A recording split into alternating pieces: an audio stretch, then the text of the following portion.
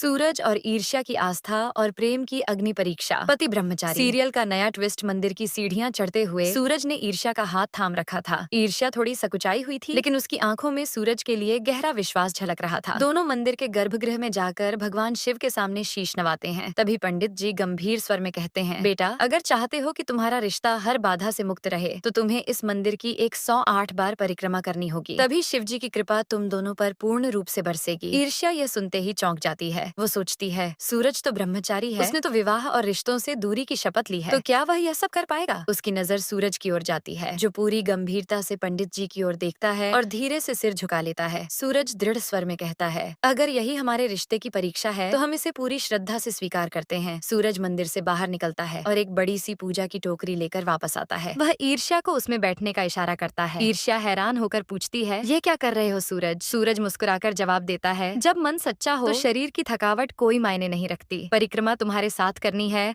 तो हर हाल में करूंगा। फिर सूरज ईर्ष्या को उस टोकरी में बैठाकर भगवान शिव का नाम लेकर परिक्रमा शुरू करता है। हर परिक्रमा के साथ उसके चेहरे पर पसीना बहता है, पैरों में कंपी और थकान साफ नजर आती है, लेकिन उसका संकल्प अडिग है। दूर खड़ी दाई माँ यह सब देख रही होती है। उनके चेहरे पर नाराजगी और चिंता साफ नजर आती है। वो गुस्से में बुदबुदाती हैं, यह लड़की सूरज को इतनी दूर ले आई, अब ब्रह्मचर्य का व्रत भी खतरे में है। 72वीं परिक्रमा पर सूरज का पैर कंकड़ों पर पड़ता है, जिससे खून बहने लगता है। वह लड़खड़ाता है, गिरने ही वाला होता है कि ईर्ष्या चीख उठती है, रुको सूरज, और मत चलो, तुम्हें बहुत चोट लगी है। लेकिन सूरज दर्द से कांपती आवाज में कहता है, मैं नहीं रुक सकता, ये प्रण है तुम्हारे लिए, तुम्हारे साथ का। और इस जोड़ी को शिव जी का आशीर्वाद दिलवाने का सूरज फिर से उठता है और परिक्रमा जारी रखता है। मंदिर में शिव नाम की गूंज गूंजने लगती है। श्रद्धालु भाव विभोर होकर इस अद्भुत प्रेम और आस्था को निहारते हैं। अंततः सूरज 108वीं परिक्रमा पूरी करता है और वहीं जमीन पर गिर पड़ता है। ईर्ष्या दौड़ कर आती है, उसे अपनी गोद में लेती है। उसकी आंखों से आंसू रुकने का नाम नहीं लेते। वो कहती है, तुमने ये सब मेरे लिए किया। सूरज धीरे से मुस्कुराता है। हमारे लिए पास खड़ी बिजली यह दृश्य देख रही होती है। उसके चेहरे पर एक अजीब मुस्कान और उदासी का मेल होता है। वह मन में सोचती है, कभी कभी किसी और की खुशी में अपनी हार भी सुकून देती है। लेकिन कहानी यहीं खत्म नहीं होती। घर लौटते ही दाई माँ का गुस्सा 7वें आसमान पर होता है। उनकी आंखों में अब सिर्फ बदला होता है। वह बुदबुदाती है, अब हद हो गई, ये लड़की सूरज को अपने इशारों पर नचा रही है, अब इसे सबक सिखाना ही होगा। दाई माँ एक खौफनाक योजना बनाती है, पागल हाथी को सूरज के रास्ते में छोड़ देने की।